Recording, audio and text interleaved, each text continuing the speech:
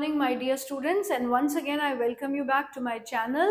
और अब हम करने जा रहे हैं third part of the video chapter agriculture.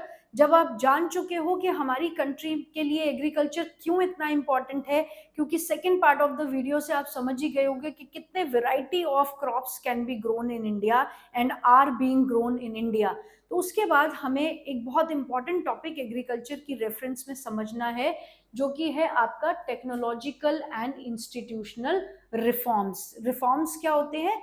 Changes जो सोसाइटी में आते हैं। पॉजिटिव रिफॉर्म्स भी आते हैं, नेगेटिव भी आते हैं, लेकिन नेगेटिव को हम आने नहीं देते, तो पॉजिटिव ही हम रिफॉर्म्स को लेकर चलते हैं, राइट। जैसे आपने देखा ना, सती सिस्टम अबॉलिश हुआ एंड डाउरी सिस्टम खत्म हो गया, तो ये क्या थे? ये रिफॉर्म्स थे सारे। क्लियर? सोशल रिफॉर्म्स आए, पॉलिटिकल रिफॉर्म्स आ रहे हैं नेशनलिज्म इन यूरोप में, और इकोनॉमिक रिफॉर्म्स आ रहे हैं जहाँ टर्शरी सेक्टर ग्रो कर रहा है। तो उसी तरीके से आपके एग्रीकल्चर सेक्टर की रेफरेंस में भी कुछ रिफॉर्म्स जरूरी थे लाने, जो कि टेक्नोलॉजी की रेफरेंस में थे और इंस्टीट्यूशनल रिफॉर्म्स की रेफरेंस में थे। सबसे पहले इन दोनों चीजों का मतलब ही समझ लेते हैं कि टेक्निकल और इंस्टीट्यूशनल रिफॉर्म्स का मतलब क्या है। देखो, जहां हम टेक्नोलॉजी की बात कर रहे हैं वो आ गया आपका टेक्निकल रिफॉर्म्स, कि किस तरीके से एग्रीकल्चर को टेक्निकल बेसिस पे एडवांस करना बहुत जरूरी था। और उसके साथ साथ आपके इंस्टीट्यूशनल रिफॉर्म्स, जैसे आपने क्लास 9th में चैप्टर पढ़ा था ना, वर्किंग ऑफ द इंस्टीट्यूशन।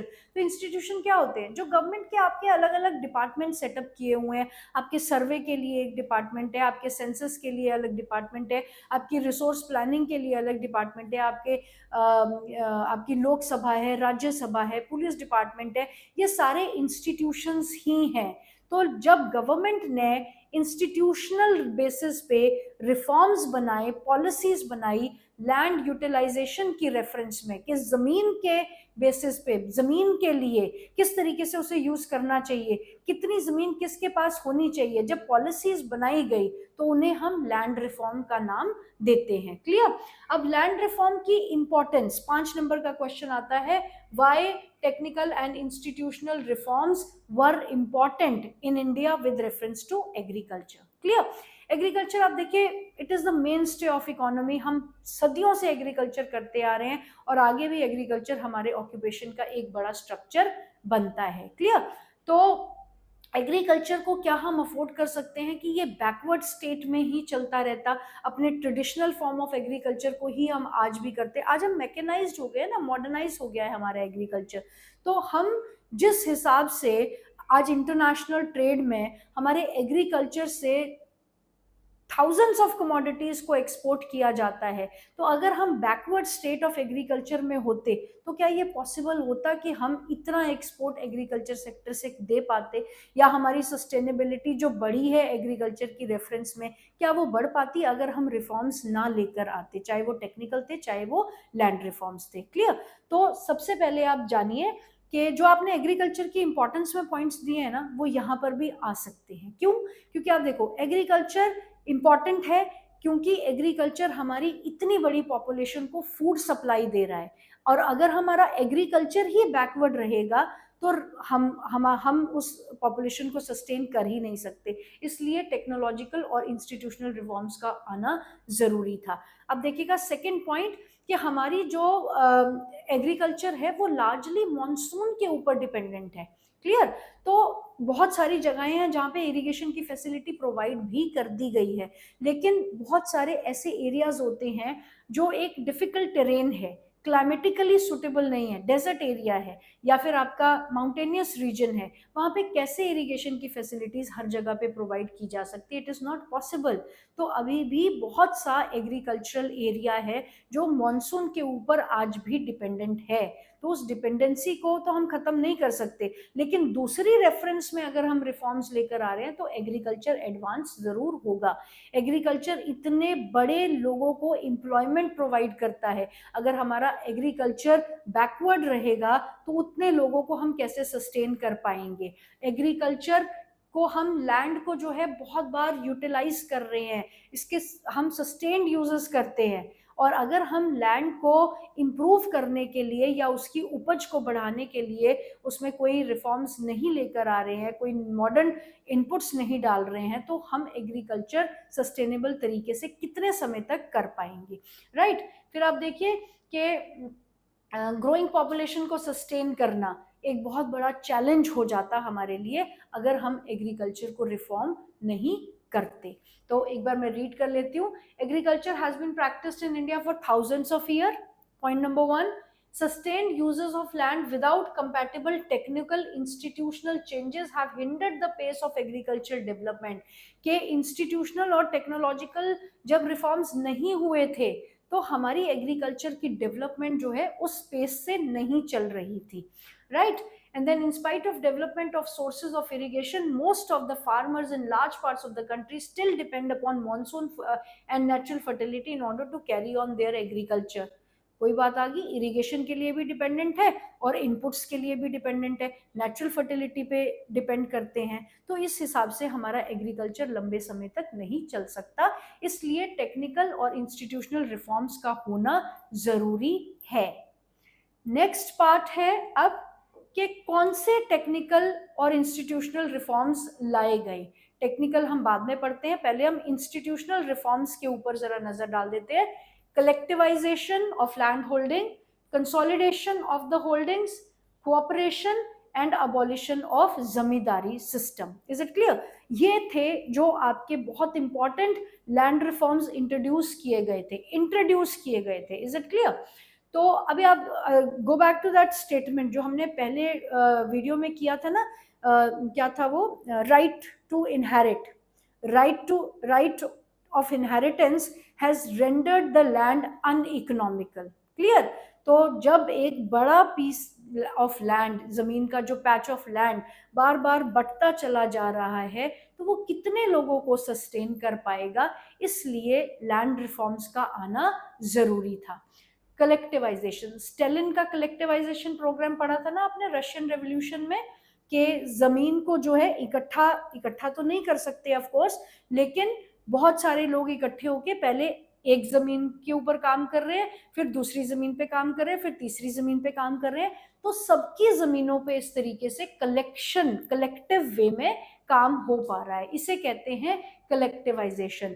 जैसे गांव के आपके जितने भी लोग हैं वो इकट्ठे होके एक दिन निकले हैं एक की जमीन पे काम करने, फिर दूसरे की जमीन पे काम करने, तीसरे की जमीन पे काम करने, इसे कहा जाता है कलेक्टिवाइजेशन। और यही आपका स्टेलिन ने भी कलेक्टिवाइजेशन का प्रोग्राम शुरू करवाया था। Then next is consolidation of land holding.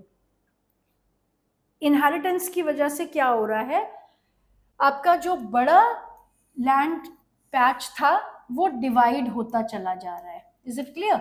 और जरूर ये तो इन कॉन्टिन्यूशन डिवाइड हो रहा है ना। कभी कभी क्या होता है, फार्मर्स के पास जमीन का एक टुकड़ा यहाँ पर है, एक टुकड़ा यहाँ पर है, एक टुकड़ा यहाँ पर है। अब ये छोटे छोटे लैंड पर मैकेनाइज्ड एग्रीकल्चर करना पॉसिबल नहीं है। छोटी छोटी जमीनों पे मशीनीकरण नहीं कर सकते आप, मशीन से एग्रीकल्चर नहीं कर सकते आप। तो सरकार ने क्या किया, कंसोलिडेशन ऑफ लैंड होल्डिंग। इसका मतलब है कि जिस फार्मर के बटे हुए छोटे छोटे जमीन के टुकड़े हैं उनको एक ही जगह पे बड़ा जमीन का टुकड़ा दे दिया जाए और ये जमीन के टुकड़े उनसे ले लिए जाए।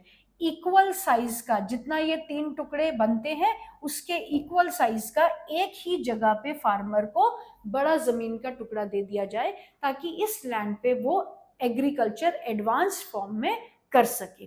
This was consolidation of the land holding. Cooperation आपने मनी एंड क्रेडिट सेक्टर में भी पढ़ा है ना, मनी एंड क्रेडिट चैप्टर में हमने पढ़ा है कि कोऑपरेशन क्या होता है, that societies, cooperative societies were created. अब कोऑपरेटिव सोसाइटी में पूलिंग ऑफ द रिसोर्सेज किया जाता है कि आप देखिए जिस तरीके से हम अगर बहुत सारे लोग एक ही तरह का काम कर रहे हैं, एक ही तरह का बिजनेस है या एक ही तरह का प्रोडक्ट हम खेत में उगाते हैं, तो हम फार्मर्स जो हैं अपने आप को एक कोऑपरेटिव सोसाइटी में बांध लेंगे जो कि कोऑपरेशन के बेसिस पे चलता है, म्यूचुअल कोऑपरेशन के बेसिस पे। हमने अपने रिसोर्सेज को पूल कर दिया है। दैट मीन्स के हमारे पास जितनी भी सेविंग्स बनती है, छोटी छोटी जो भी अमाउंट हम दे सकते हैं, वो हमने जमा करवा दिया है कोऑपरेटिव सोसाइटी के मेंबर्स के पास। अब कोऑपरेटिव सोसाइटी में जो है हायरार्की होती है प्रॉपर, उसमें एक प्रेसिडेंट होता है, वाइस प्रेसिडेंट भी होता है, उसमें एक ट्रेजरर भी होता है, एक जॉइंट सेक्रेटरी भी होता है। तो जो ट्रेजरर है उसके पास हमने अपने पैसे जो हैं वो जमा करवा दिए हैं। अब उससे हमें क्या फायदा हो रहा है कि हमारे रिसोर्सेज इकट्ठे हो गए हैं। अब जितने भी लोग हम में से कोऑपरेटिव के जो मेंबर्स हैं, उनको जब भी जरूरत पड़ेगी उसमें से वो पैसे लोन पे ले सकते हैं और फिर रेट ऑफ इंटरेस्ट के साथ वो वापस करेंगे। तो इस तरीके से कोऑपरेटिव बेसिस पे काम होता है। फार्मर्स जो हैं, छोटे छोटे पुअर फार्मर्स जो हैं, वो अपने आप को ऑर्गेनाइज करते हैं कोऑपरेटिव्स में, और इस तरीके से उनके जो लोन की चांसेस हैं वो बढ़ जाते हैं कि यहाँ से आप लोन ले लो अगर आपको बैंक से लोन नहीं मिलता।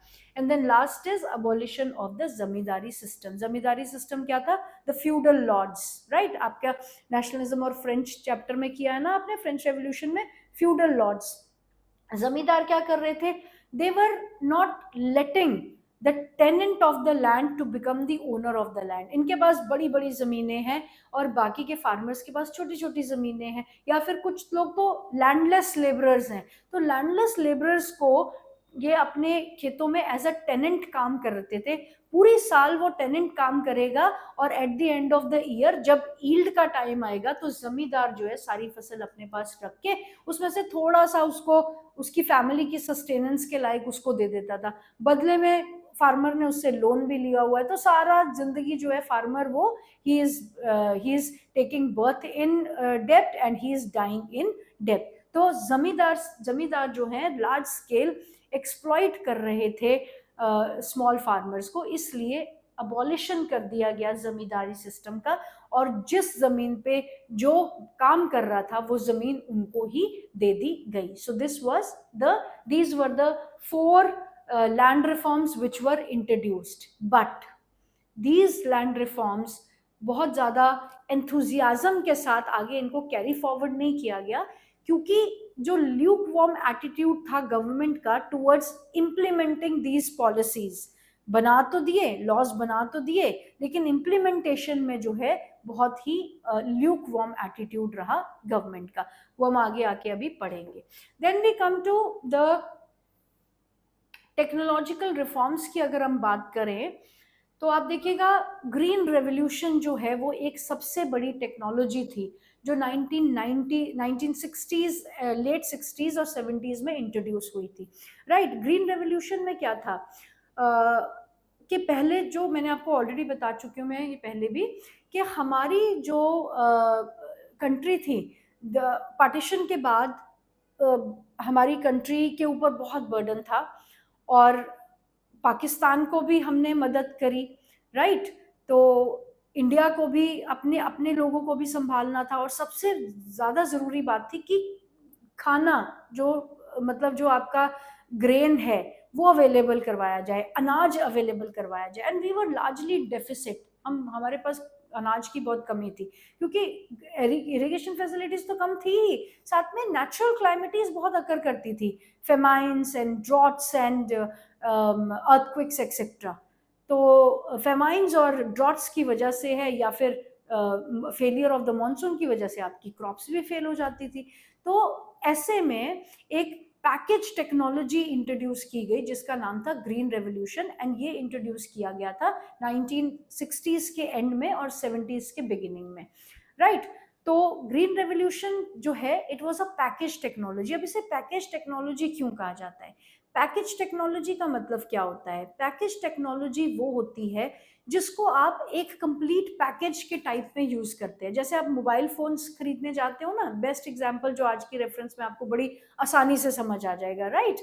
आप मोबाइल फोन्स खरीदने जाते हो, मोबाइल के साथ अगर आप सिम नहीं खरीदोगे तो वो फोन किसी काम का नहीं है। मोबाइल भी ले लिया, सिम भी ले लिया, अगर आप चार्जर नहीं खरीदोगे वो किसी काम का नहीं है। मोबाइल भी ले लिया, सिम भी ले लिया, चार्जर भी ले लिया, अगर आप उसमें रिचार्ज नहीं डलवाओगे तो वो फोन किसी काम का नहीं है। तो मतलब आपको पैकेज में आने वाली सारी चीजों का यूज करना जरूरी है, तभी आपके लिए वो चीज फैसिलिटी बन पाएगी। तो ग्रीन रेवोल्यूशन भी आपका इसी तरीके का एक पैकेज टेक्नोलॉजी थी, जिसमें HYV, that is high yielding variety seeds, plus use of chemicals, pesticides, fertilisers and adequate irrigational facilities, that means अच्छी इरिगेशन फैसिलिटी होना चाहिए, HYV सीड्स होना चाहिए, और इनपुट्स आपको लगाने पड़ेंगे जैसे केमिकल्स, पेस्टिसाइड, फर्टिलाइजर्स, इंसेक्टिसाइड्स, तभी जाके आपकी ग्रीन रेवोल्यूशन आपको पूरा रिजल्ट दे पाएगी।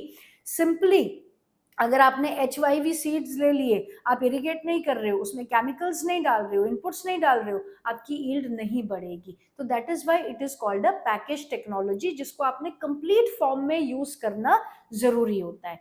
आई होप समझ में आ गया होगा। तो ग्रीन रेवोल्यूशन होने के बाद जो है मैनफोल्ड, बहुत सारे मतलब दुगने, दुगना तिगना चौगुना 16 गुना हमारा जो है अनाज बढ़ गया। और ग्रीन रेवोल्यूशन को ग्रीन रेवोल्यूशन के साथ साथ ग्रेन रेवोल्यूशन भी बोला जाने लगा, राइट। तो 16 फोल्ड मतलब 16 गुना हमारी कैपेसिटी जो है अनाज की बढ़ गई, और इंडिया हो गया डेफिसिट से grain surplus country. Is it clear? तो इसको टेक्निकल रिफॉर्म था ये, जो टेक्नोलॉजी की रेफरेंस में लाया गया था, इसलिए ग्रीन रेवोल्यूशन बहुत इंपॉर्टेंस रखता है। उसके साथ साथ आपके और उसके बाद ऑपरेशन फ्लड्स जैसे शुरू हो गया, जैसे आपका मिल्क है, आनंद मिल्क यूनियन, अमूल एक well known famous well reputed brand है आपका डेयरी प्रोडक्ट में ऑल ओवर द इंडिया। उससे पहले आप देखिए गुजरात में किस तरीके से मिल्क जो है वेस्ट होता था, इस तरीके से वेस्ट होता था कि it was thrown on the roads, क्योंकि पेरिशेबल आइटम है, शाम तक खराब हो जाता था, तो it used to be wasted. तो आनंद मिल्क यूनियन के जो मालिक है, उनको ये लगा that why this much of wastage, क्यों ना हम इसको एक कोऑपरेटिव में अपने आप को ऑर्गेनाइज करके और रेफ्रिजरेशन की फैसिलिटी देके सबसे मिल्क को कलेक्ट करके इसके फर्दर डेयरी प्रोडक्ट्स हम बनाते हैं, and that turned out to be a fabulous venture of India today. Is it clear? So इस तरीके से जो है रेवोल्यूशन लाया गया एग्रीकल्चर की रेफरेंस में भी with the help of technology. अब ग्रीन रेवोल्यूशन जो है वो आपको शॉर्ट नोट में लिखने को आ सकता है कि वो किस तरीके से इंट्रोड्यूस किया गया था, कब इंट्रोड्यूस किया गया था, उसकी एडवांटेजेस और डिसएडवांटेजेस। तो एडवांटेजेस हमने देख ली, 16 गुना हमारी क्षमता जो है वो बढ़ गई, राइट। और जो फार्मर्स थे उनकी प्रोस्पेरिटी काफ़ी हद तक बढ़ी, हम ग्रेन सरप्लस कंट्री हो गए। लेकिन इसके बहुत सारे ड्रॉबैक्स भी थे, और इसका एक मेजर ड्रॉबैक था, एक नहीं, हाँ ये एक मेजर ड्रॉबैक था कि इसने ग्रीन रेवोल्यूशन ने रिच फार्मर्स को और रिच कर दिया, पुअर फार्मर्स को और पुअर कर दिया, और रिच और पुअर फार्मर्स के बीच का जो गैप है वो बहुत ज़्यादा बढ़ा दिया। क्योंकि ग्रीन रेवोल्यूशन जो टेक्नोलॉजी थी ना, पैकेज टेक्नोलॉजी, ये बहुत एक्सपेंसिव टेक्नोलॉजी थी। तो ये मेनली पंजाब, हरियाणा और some parts of Uttar Pradesh, यहीं के फार्मर्स जो हैं इसका बेनिफिट उठा पाए। बाकी के फार्मर्स जहाँ पे एग्रीकल्चर ऑलरेडी पुअर स्टेट में था, वहाँ इसका कोई फायदा नहीं हो पाया। तो इससे पार्शियल डेवलपमेंट हुई है, कंप्लीट ग्रीन एग्रीकल्चर डेवलप नहीं हो पाया। दूसरा, पंजाब हरियाणा उत्तर प्रदेश में ही फायदा मिला, जैसे आपके बिहार है, या फिर वेस्ट बंगाल है, उत्तर और आपका तमिलनाडु है, झारखंड है, छत्तीसगढ़ है, इन एरियाज में इसका कोई फायदा नहीं हो पाया। तो गैप जो है वो रिच और पुअर फार्मर के बीच में और भी बढ़ गया। इन्वायरमेंटल कंसर्न्स भी रेज हुए। ग्रीन रेवोल्यूशन का जो इनपुट था, जो यूज हो रहा है केमिकल, फर्टिलाइजर, पेस्टिसाइड, वो जमीन में से आपके बारिश के साथ पानी परकुलेट हो जाता है, तो वो बारिश के साथ अंडरग्राउंड वाटर में पहुंच जाता है, अल्टीमेटली वो हमारे पास आ रहा था पीने के लिए। और उसके बाद आप देखिए कि किस तरीके से हाई डोजेस ऑफ केमिकल्स जब होगा तो फिर वो हेल्थ पे भी असर करता ही करता है। तो ग्रीन रेवोल्यूशन नो डाउट एक बहुत सक्सेसफुल टेक्नोलॉजी थी, लेकिन इसके बहुत सारे ड्रॉबैक्स भी रहे। Is it clear? तो ये आप 5 मार्क्स 3 मार्क्स के पॉइंट ऑफ व्यू से शॉर्ट नोट आ सकता है, या फिर डिटेल नोट आपको ग्रीन रेवोल्यूशन पे आ सकता है। Then let us see now what is said here. we were given priority to bring about institutional reforms in the country after independence.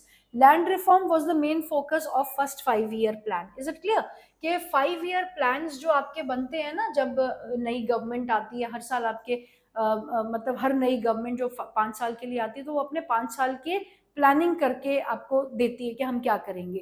तो 1947 के बाद जब हमारा जो फर्स्ट 5 year प्लान आया उसमें लैंड रिफॉर्म्स पे बहुत ज्यादा फोकस किया गया था। The right of inheritance had already led to fragmentation of land holding necessitating consolidation of holding. Laws of the land reforms were enacted. अब यहाँ से इसका क्रिटिसिज्म शुरू हो रहा है। तो ये कहते हैं कि जो मैं आपको ऑलरेडी बता चुकी हूँ कि किस तरीके से राइट टू इनहेरिटेंस ने लैंड को छोटा कर दिया था, जिसकी वजह से कहीं ना कहीं जरूरत थी कि लैंड रिफॉर्म्स लाई जाए। और फिर 4 लैंड रिफॉर्म्स हम ऑलरेडी पढ़ चुके हैं। तो अब इसका क्रिटिकल अप्रोच क्या है?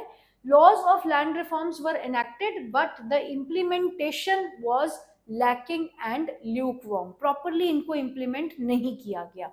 The government of India embarked upon introducing agricultural reform to improve Indian agriculture in 1960s and 70s। और यहाँ से आपका पूरा ग्रीन रेवोल्यूशन के बारे में बताया जा रहा है।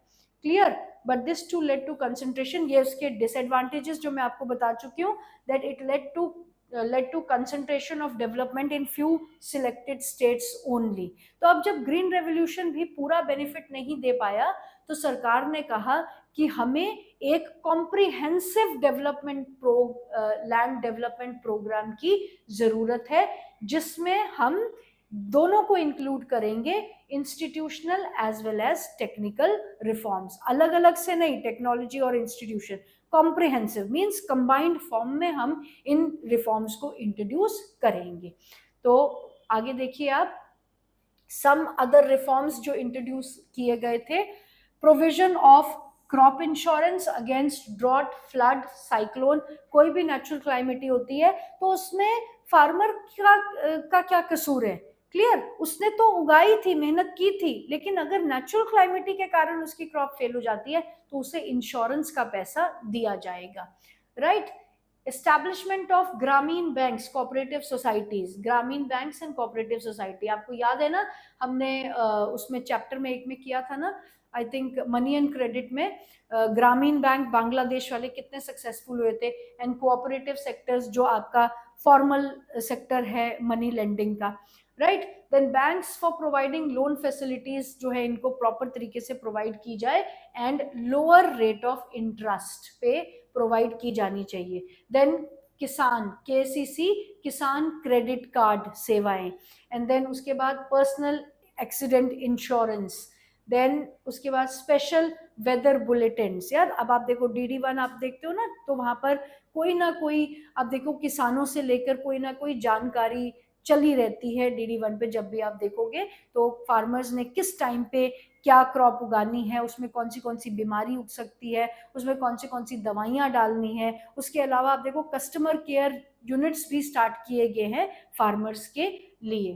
तो गवर्नमेंट इनको जो है मिनिमम सपोर्ट प्राइस, MSP जिसे कहते हैं, वो भी गारंटी करती है। मिनिमम सपोर्ट प्राइस क्या होता है कि आपकी फसल जो है, चाहे बम्पर क्रॉप हो या फिर क्रॉप बहुत कम हो, आपको इतनी कीमत आपकी फसल की मिलेगी ही मिलेगी। क्योंकि आप देखो अगर फसल कम हो गई तो भी प्रॉब्लम है, अगर फसल बहुत ज़्यादा हो गई तो भी मार्केट में इतनी ज़्यादा फसल आ जाती है कि आपकी प्राइस उसकी फिर गिर जाती है। तो MSP जो है गवर्नमेंट प्रॉमिस करती है कि चाहे बम्पर क्रॉप हो चाहे कम क्रॉप हो, तो आपको आपकी फसल की उतनी कीमत मिलेगी ही मिलेगी।